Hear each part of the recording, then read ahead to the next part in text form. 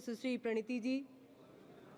धन्यवाद speaker madam. मैं आपके माध्यम से सरकार को आकर्षित कुछ मेरे मतदारसंघ के क्षेत्र के इश्यूज को करना चाहती हूँ।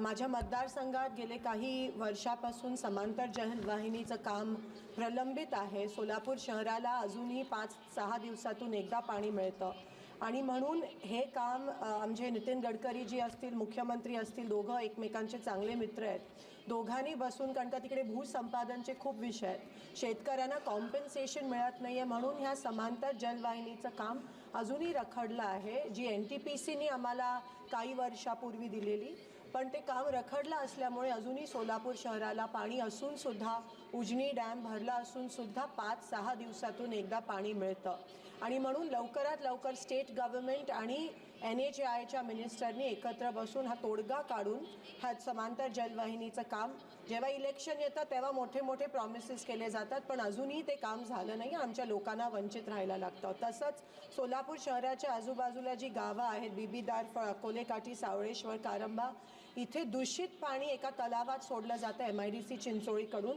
आणि म्हणून त्या गावांना बोर जरी मारला तरी त्याच्यातून दूषित पाणी येतं, ते पिकं उगवू शकत नाही, सगळ्या जमिनी खराब झाल्यात। ह्याच्यात पण लवकरात लवकर सेंट्रल गव्हर्नमेंटनी तोडगा काढायला पाहिजे आणि जेव्हा जेव्हा तिथे पंतप्रधान येतात तेव्हा टेक्स्टाईल पार्कची आम्ही मागणी केली आहे एवढ्या वर्षापासून, अजूनही सोलापूरला कोणत्याही प्रकारचं टेक्स्टाईल पार्क मिळालं नाही आहे, त्यासाठी मी आज इथे उभी आहे। धन्यवाद स्पीकर मॅम। माननीय सदस्य श्री असादुद्दीन ओवैसी जी। Thank you, madam.